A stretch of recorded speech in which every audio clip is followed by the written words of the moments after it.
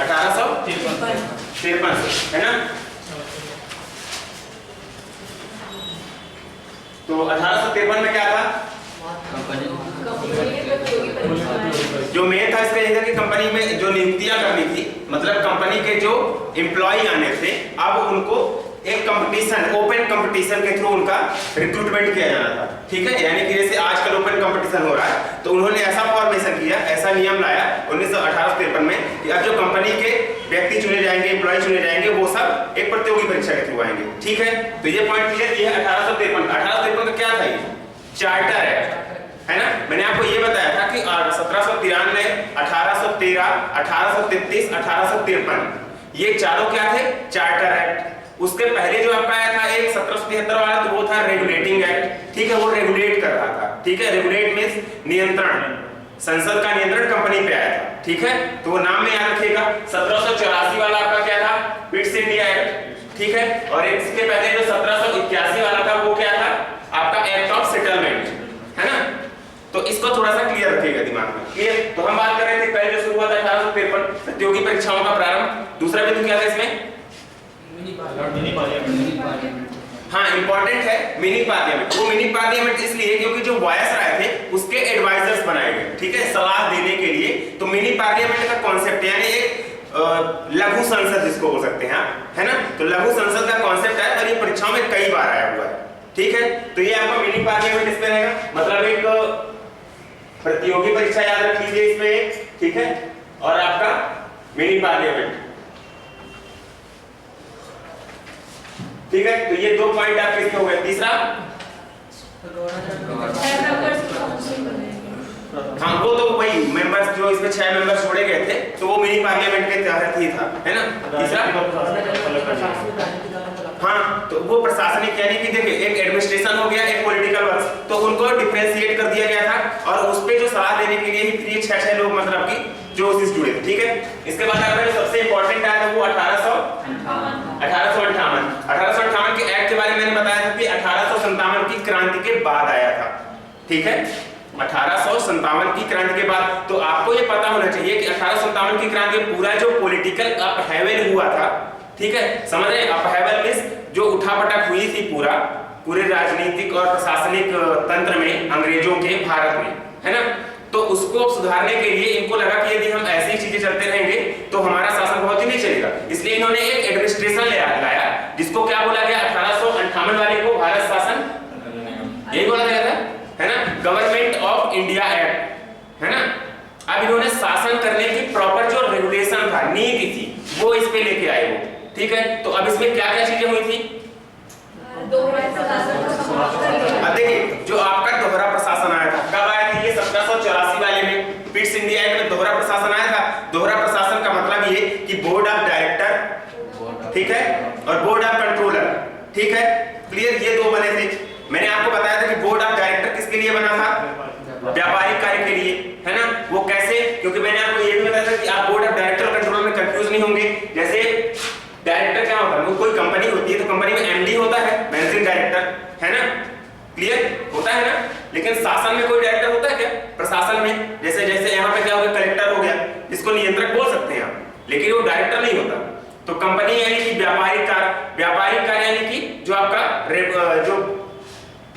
जो कंपनी के व्यापार या लेन देन का जो कार्य कर रहा है, तो उसके लिए आपका बना था बोर्ड ऑफ, ठीक है, डायरेक्टर बना था। ठीक है, बोर्ड ऑफ डायरेक्टर, ये किसके लिए बना था, व्यापारिक कार्यों के लिए। ठीक है, और पॉलिटिकल कार्य के लिए आपका बना था बोर्ड ऑफ कंट्रोलर।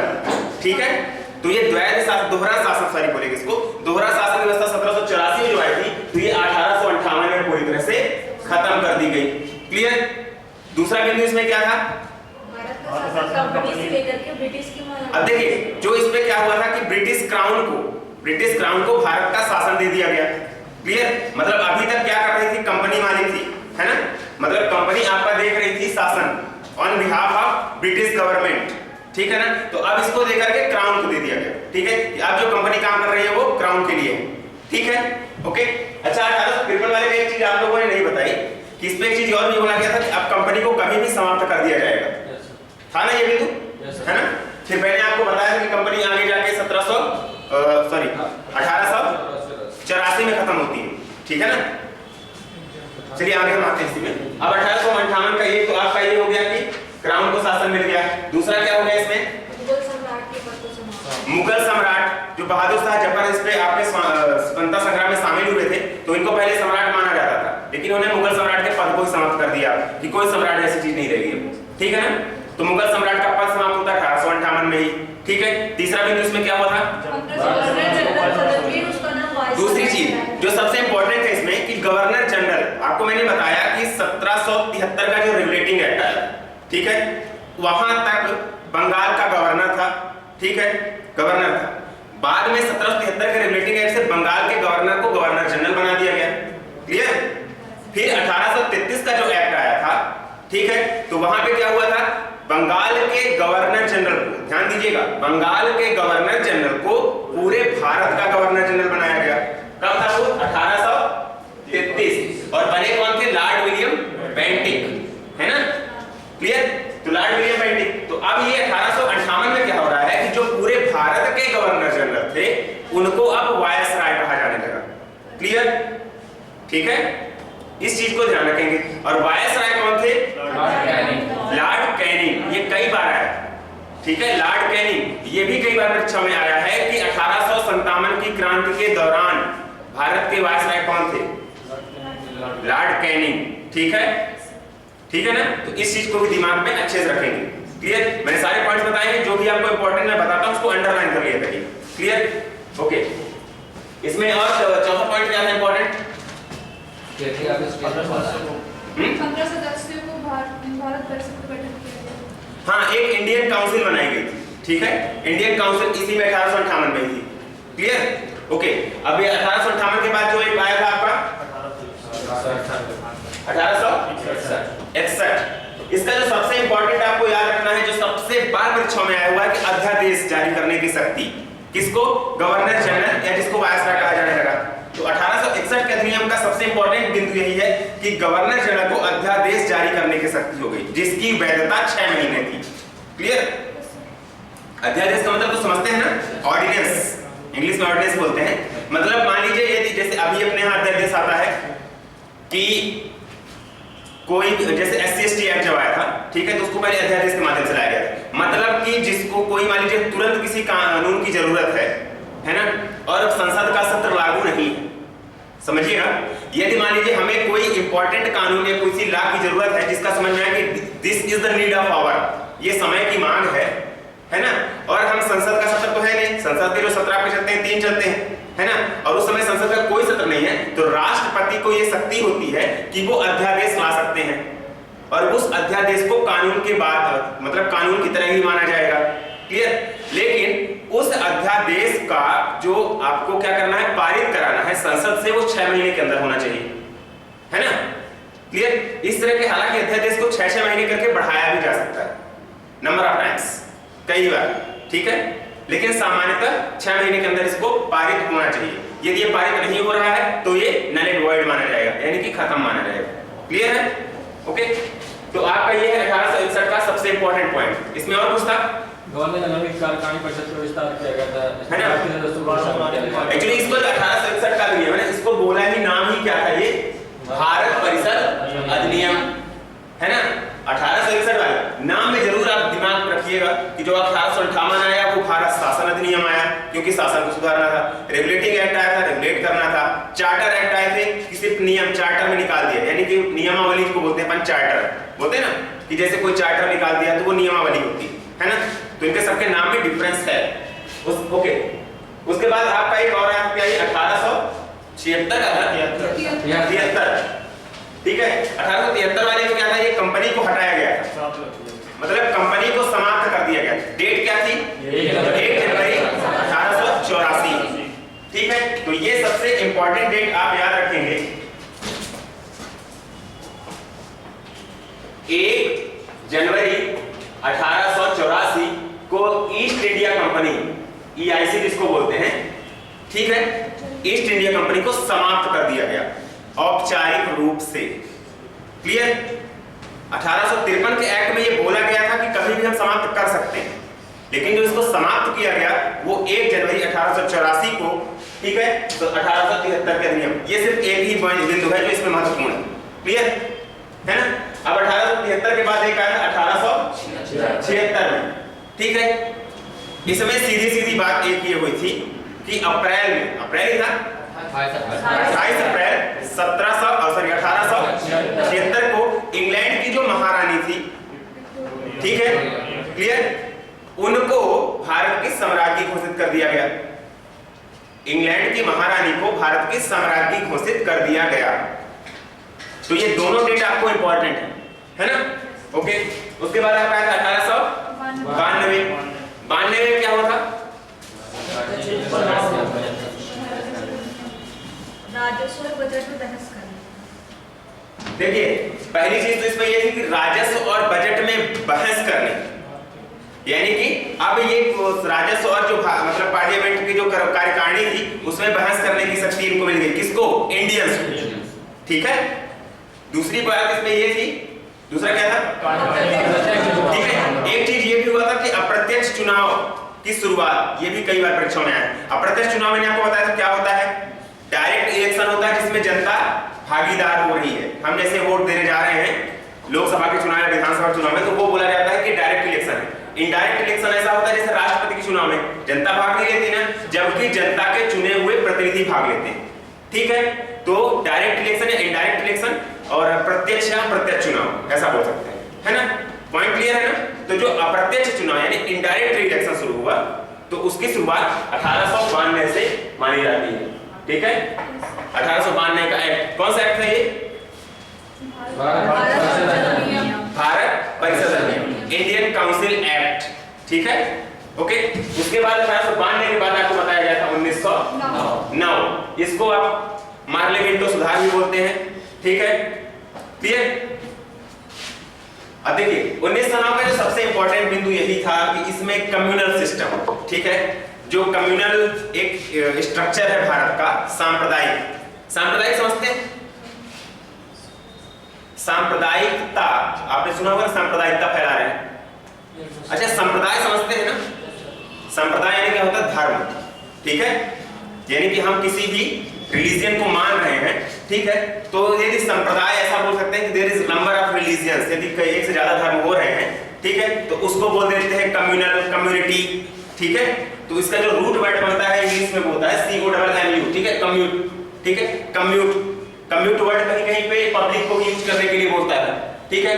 कम्यूटर से यानी राहगीर भी होता है, ठीक है। तो ज्यादा हम इंग्लिश में नहीं जाते हैं, इसी में रहते हैं कम्युनल शब्द में, ठीक है। तो कम्युनल है आपका सांप्रदायिक, क्लियर। तो सांप्रदायिकता यानी कि जो भारत में मुख्य रूप से उस समय कौन सी जात, मतलब कि जो दो धर्म थे मेजॉरिटी में, हिंदू और मुस्लिम, तो उनको बांटने के लिए इन्होंने क्या कर दिया कि अब जो चुनाव होंगे तो मुस्लिम सदस्य जो खड़े होंगे, प्रतिनिधि जो खड़े होंगे, तो उनको चुनने का अधिकार सिर्फ किसको है? मुस्लिम को, ठीक है। जिसमें पहला बिंदु आपने क्या लिखा था?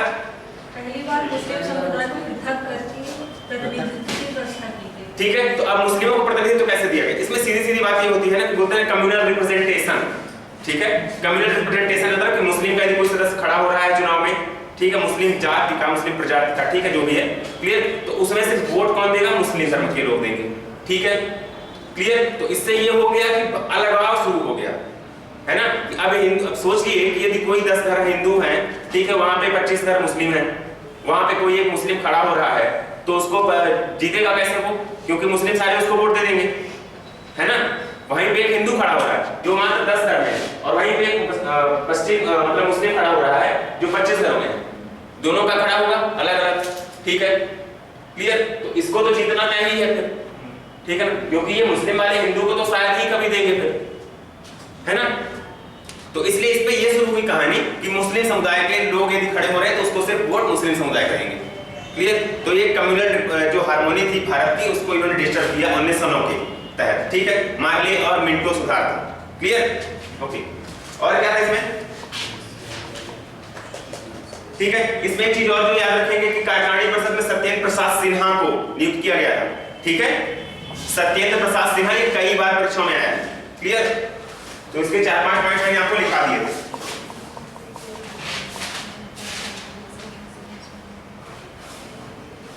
ठीक है। एक चीज इसमें और भी आता जो काफी नजदीक और बारीक है, भारत में सांप्रदायिकता का जनक किसको माना जाता है? यदि आपको दो ऑप्शन दिए हो, लॉर्ड मॉर्ले, ठीक है ना, और मिंटो, तब आप सोचेंगे ना कि यदि मार्ले भी दिया है और मिंटो भी दिया है, ठीक है ना, that can be the confusion point. तो आपको इसमें ध्यान रखना है कि लॉर्ड मिंटो को सांप्रदायिकता का जनक माना जाता है, ठीक है, अंडरलाइन कर लीजिए जैसा समझ में आया, ठीक है, लिख तो चुके ही हैं आप। तो लॉर्ड मिंटो को, मार्ले नहीं, इस चीज को अच्छे से जान रखें क्योंकि मार्ले और मिंटो दो ऑप्शन दिए तो आप बेशक टिक मार देंगे, ठीक है। ओके, तो अगला लिखेंगे अपन 1919 का भारत शासन अधिनियम। लॉर्ड मिंटो को क्या बोलिए? लॉर्ड मिंटो को सांप्रदायिक निर्वाचन का जनक माना जाता है, ठीक है, या सांप्रदायिकता का जनक माना जाता है भारत में। निर्वाचन समझते हैं ना? निर्वाचन शब्द तो समझते हैं हिंदी में, इलेक्शन, ठीक है, निर्वाचन आयोग, इलेक्शन कमीशन, है ना। इसमें एक चीज और लिख लीजिए स्टार बना के इसी अर्थ में। 1919 में लॉर्ड मार्ले भारत के राज्य सचिव थे।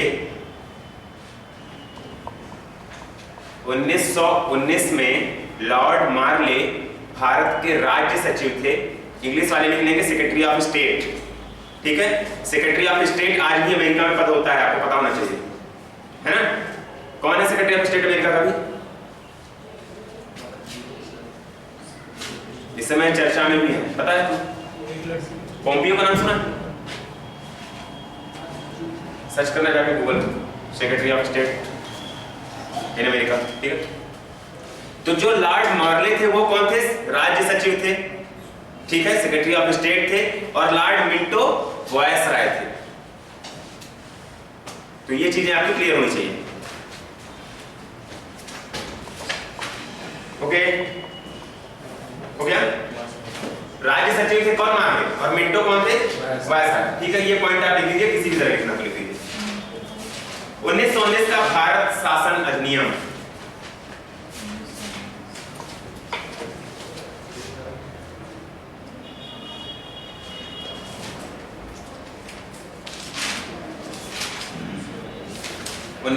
का भारत शासन अधिनियम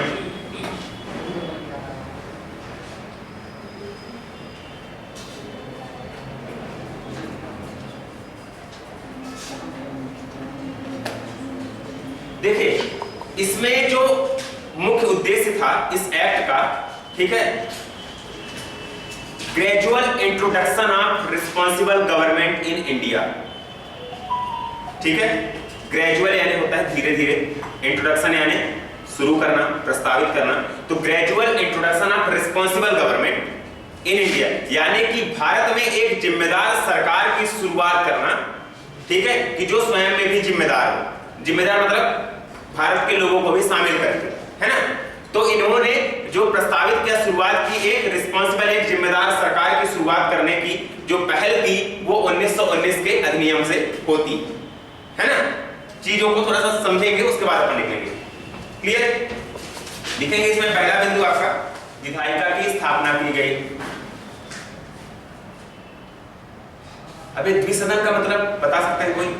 यस सर, दो सदन, उच्च सदन, निम्न सदन, जैसे लोकसभा राज्यसभा, पता है, बाइकैमरल, ठीक है। तो केंद्र में दो सदन शुरू हुए, जैसा इन्होंने बताया वही है कि दो सदन, एक उच्च सदन, एक निम्न सदन, ठीक है। उच्च सदन क्या होता है? राज्यसभा, ठीक है। निम्न सदन क्या होता है? लोकसभा, ठीक है। तो जो केंद्र में दो सदन की शुरुआत हुई, द्विसदनात्मक विधायिका की शुरुआत हुई, विधानसभा की शुरुआत हुई, वो किससे शुरू हुई? ये बहुत इंपॉर्टेंट पॉइंट है इसका, ठीक है। इस चीज को ध्यान रखेंगे, क्लियर, इस एक्ट का, कि दो सदन शुरू होते हैं केंद्र में, ठीक है, ओके। नेक्स्ट लिखेंगे इसी में,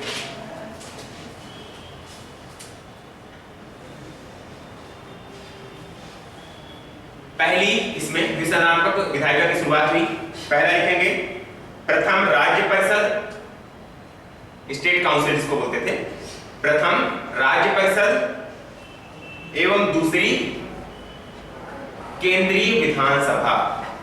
प्रथम राज्य परिषद और दूसरी केंद्रीय विधानसभा, state council and central legislative.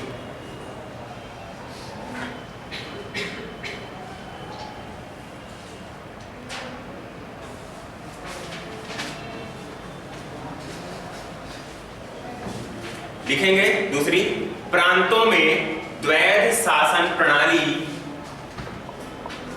की शुरुआत की गई।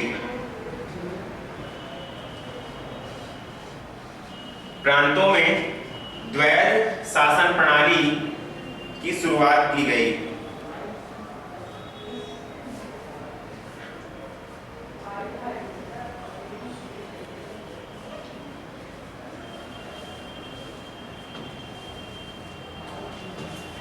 लिखेंगे कोष्टक में, द्वैध शासन का जनक लियोनस कार्टियस। द्वैध शासन का जनक लियोनस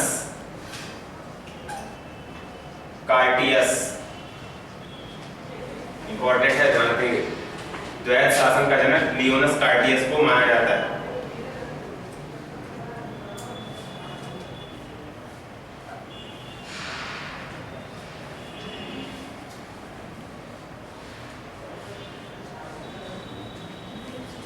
अभी द्वैध शासन है क्या?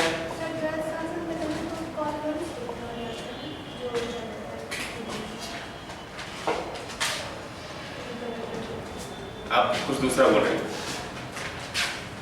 लॉर्ड कॉर्नवालिस, उसे देख लेना एक बार।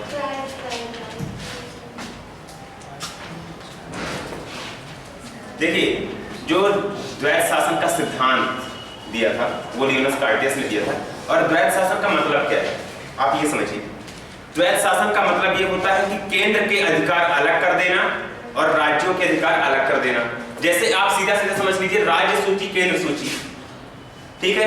केंद्र सूची का मतलब क्या है कि केंद्र का अपने अधिकार है कि भैया तुम ये नियम कानून बनाओगे, ठीक है। द्वैध मतलब दो, ये समझ लीजिए। राज्य का अपना शासन है ना, तो ये हो गया द्वैध शासन। यानी कि केंद्र, यानी कि जैसे ये समझ लीजिए कि जैसे अभी वर्तमान में रक्षा, ठीक है, जिसको बोलते हैं डिफेंस और इंटरनेशनल रिलेशन, ठीक है, अंतरराष्ट्रीय व्यापार, ये सब केंद्र के पक्ष में आते हैं। और राज्य के पक्ष में सड़क निर्माण वगैरह हो गया, जो आपका नगर निगम वगैरह होगा, ये सब राज्य के पक्ष में आते हैं, है ना। तो ये राज्य और केंद्र के शासन अलग अलग हो गए, ठीक है। तो आप मूल रूप से ये समझिए कि द्वैध शासन का मतलब ये है कि राज्य की शक्तियां अलग कर दी गई और केंद्र की शक्तियां अलग कर दी गई, ठीक है। चलिए दूसरा लिखेंगे इसी में।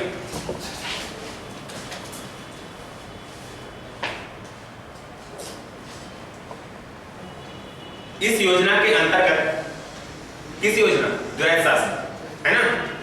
इस योजना के अंतर्गत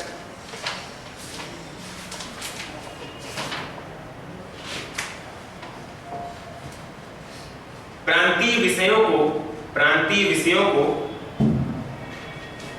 दो उपवर्गों में विभाजित किया गया।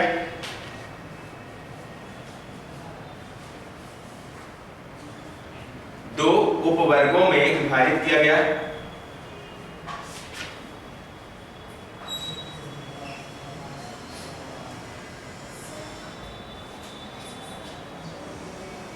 दो उपवर्गों में विभाजित किया गया। पहला आरक्षित या रिजर्व जिसको बोलते हैं, ठीक है, आरक्षित तथा हस्तांतरित। हस्तांतरित बन जाएगा,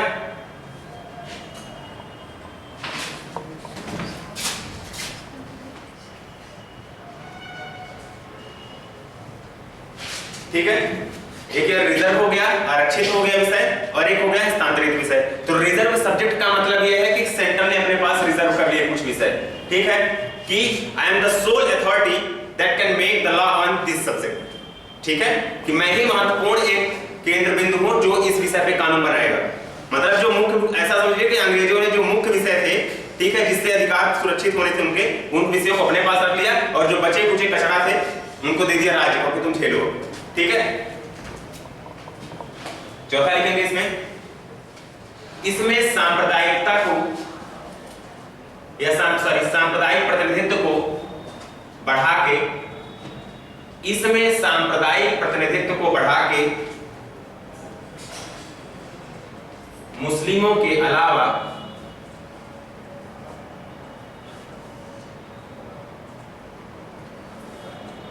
सिख, ईसाई, एंग्लो इंडियन,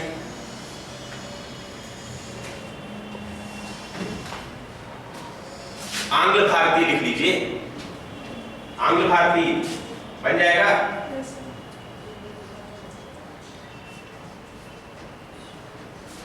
आंग्ल भारतीय, अच्छा ये आंग्ल भारतीय होते क्या हैं?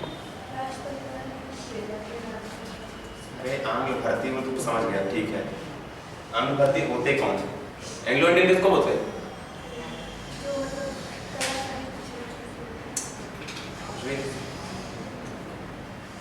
क्या था Anglo Indian? Anyone has any idea? नहीं पता?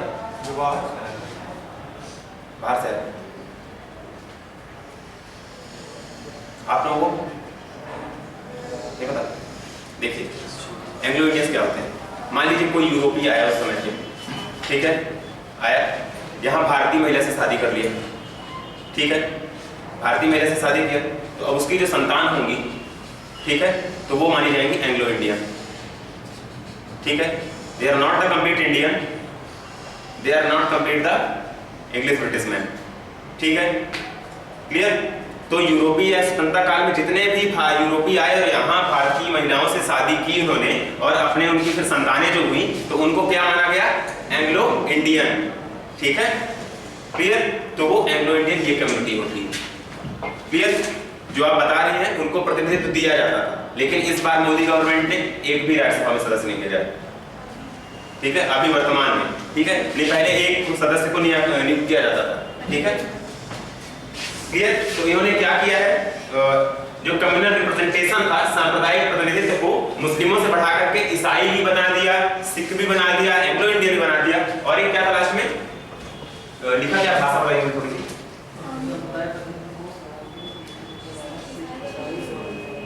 आंग्ल भारतीय और यूरोपियों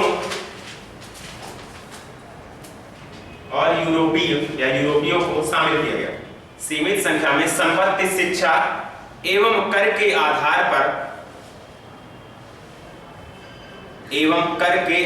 पर भारतीयों को मताधिकार प्रदान किया गया। यह भी एक महत्वपूर्ण बिंदु है, परीक्षा में कई बार आया, ठीक है। सीमित संख्या में संपत्ति, कर एवं शिक्षा के आधार पर, कुछ भी लिख लीजिए, संपत्ति, शिक्षा, कर के आधार पर। मतलब समझ रहे हैं इसका कि जो बड़े आदमी थे, जो जमींदार थे, जो राजा महाराजा के बिलोंगिंग्स थे, ठीक है ना, जो जुड़े हुए लोग थे उनके, ठीक है, उनको दिया गया क्या? मताधिकार, आप वोट दे सकते हैं। मतलब जो केंद्र में निर्वाचन करना था तो थोड़ा बहुत, तो भारतीयों को दिया गया किस आधार? पहले गरीबों को वोट देने का अधिकार नहीं होता था, ठीक है, जैसे क्षेत्र में कोई बड़े बड़े अधिकार होते हैं उसी तरह। जैसे ऐसा समझ लीजिए कि जो आपके यहाँ एक जो पानी वाला चुनाव होता है ना, जिसपे तालाब वगैरह का क्या बोलते हैं उसको, सिंचाई विभाग का जो चुनाव होता है, नहर वाला, हाँ, नहर वाले जो अध्यक्ष का चुनाव होता है, उसमें कौन लोग वोट देते हैं? वोट देते हैं ना, तो क्या पूरी कम्युनिटी वोट देती है?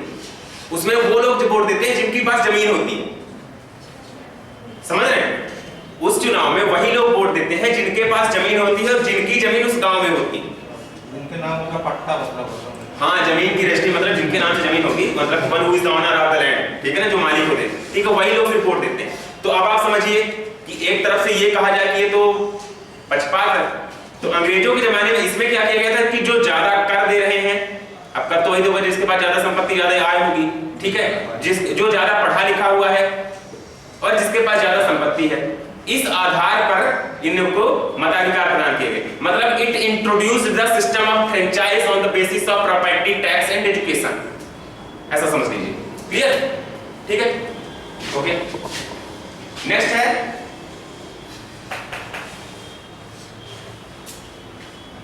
High commissioner, Indian high commissioner इसको बोलते हैं, हाई कमिश्नर के नए पद का सृजन किया गया। ठीक है, कोष्टक में लिख लेंगे इंग्लैंड में। इंग्लैंड में जो हाई कमिश्नर बनाया गया इंग्लैंड में, वो भारत का रिप्रेजेंटेशन कर रहा था। जैसे मैंने आपको कल दो शब्द बताए थे, एक secretary of state. Secretary of state किसका प्रतिनिधि था? संसद का। ठीक है, ब्रिटिश संसद का, ब्रिटिश पार्लियामेंट का प्रतिनिधि था। ठीक है, क्लियर। और जो वायसराय आपका क्या था? वो क्राउन का प्रतिनिधि था।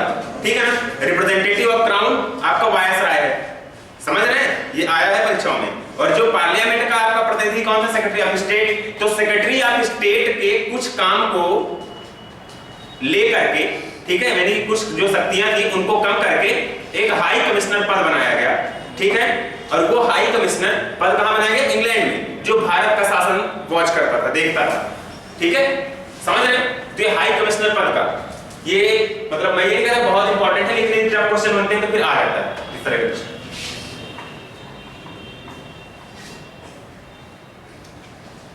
पब्लिक सर्विस कमीशन, ठीक है, लोक सेवा आयोग जिसको बोलते हैं, इसकी स्थापना की गई थी इसमें, लेकिन ये शुरू नहीं हुआ था।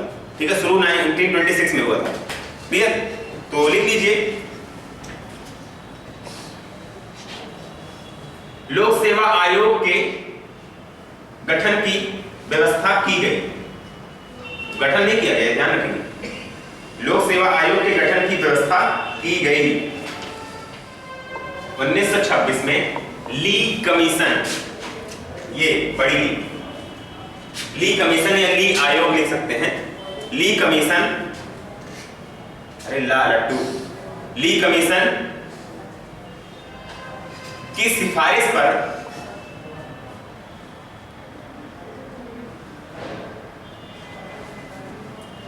(1926) में, ये कई बार परीक्षाओं में आया हुआ ली कमीशन। ठीक है, 1926 में लोक सेवा आयोग का गठन किया गया। ये समय भी आया हुआ, मतलब लिखेंगे भारत सचिव को, वही सेक्रेटरी ऑफ स्टेट है ना, भारत सचिव को यह अधिकार दिया गया, भारत सचिव को यह अधिकार दिया गया कि वह भारत में महालेखा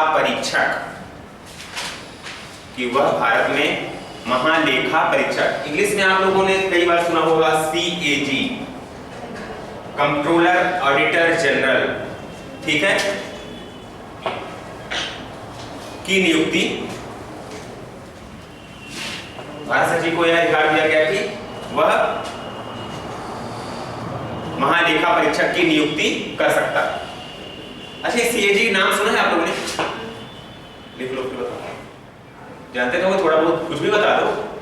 सभी विभागों में निरीक्षण का, हाँ बजट, हाँ, कंट्रोलर ऑडिटर जनरल वो होता है CAG जो होता है, कि जैसे लोक लेखा समिति होती है, ठीक है, संसद में, है ना, तो महालेखा परीक्षक का काम लगभग उसी जैसा होता है, जो सभी विभाग के जो केंद्र के जितने भी विभाग हैं उनकी ये ऑडिटिंग करता है। ऑडिटिंग मतलब कितना फंड आया, कितना खर्च हुआ, कितना सॉलिड खर्च हुआ, कितना फर्जी इधर उधर बहा दिए। ठीक है, जैसे बोलते हैं, जैसे CAG घोटाला हुआ था ना, CAG ने अभी जो मतलब कि जब उस समय पे कांग्रेस गवर्नमेंट थी, ठीक है, 13 के पहले, तो ये CAG ने कई बार घोटाले मतलब पकड़े थे। ठीक है, तो ये चीजें उसी CAG के थ्रू ही होती है। सेंट्रल ऑडिटर मतलब कंट्रोलर ऑडिटर जनरल होता है। ठीक है, तो उस समय इसी एक्ट में यानी 1919 वाले में ये अधिकार दिया गया कि ये नियुक्ति कर सकता है किसकी? CAG। क्लियर? कौन कर सकता है? सेक्रेटरी ऑफ स्टेट, भारत सचिव, ना कि वायसराय। माइंड इट, ठीक है, दिमाग रखिएगा इसको। क्लियर? कल आप लोगों के लिए एक टास्क है, वो ये लूसेंट तो सबके पास होगी, सबके पास है, एनीवन हु हैज नॉट, ऐसा कोई किसी के पास नहीं हो। संविधान सभा में कितनी महिलाएं थी? कितनी थी? 15 ना, 15 का नाम याद करके आना। ठीक है, संविधान सभा में कितनी महिलाएं थी? लूसेंट में दिया हुआ है, कॉर्नर में, पॉलिटी सेक्शन उठाना, वहां पे दिया हुआ है, नहीं होगा तो गूगल में उठा लेना। ठीक है, संविधान सभा में शामिल महिलाएं, ऐसा कुछ डालना, गूगल में आ जाएगा, 15 का नाम, है ना? क्लियर? उसको आप देख लीजिएगा। ठीक है, जिनके पास लक्ष्मीकांत होगी उसमें भी दिया हुआ है। Clear? Laxmikanth polity, Indian polity, भारतीय राज्य व्यवस्था, ठीक है, तो कोई क्या बताइएगा आपको ये 15 के 15 नाम याद करके आने, ठीक है। और हो सकेगा तो आप नाम याद करने के बाद उनके नाम को गूगल कीजिएगा, आपको इंटरेस्टिंग फैक्ट पता चलेंगे, ठीक है। क्योंकि इसमें जितने भी नाम ऊपर से लेकर नीचे दिए हुए हैं, ठीक है, अमू स्वामीनाथन पिछले कुछ समय में चर्चा में भी रही थी, ठीक है, मतलब इनकी इतिहास की जो घटनाएं थी वो चर्चा में रही, ठीक है। इनके बारे में तो आप अभी विजयलक्ष्मी पंडित है ना, विजयलक्ष्मी पंडित भी काफी चर्चा में रही थी, ठीक है, अभी कुछ दिन पहले, क्लियर। तब आपको पता चलेगा कि क्यों, ठीक है। तो इनका गूगल कीजिएगा, लगभग 20-25 मिनट का काम रहेगा आपके लिए, लेकिन आपको ज्यादा मजा आएगा, ठीक है। हिंदी इंग्लिश जो भी आप जिसमें कंफर्टेबल हो उस पर आप कीजिएगा सर, ठीक है।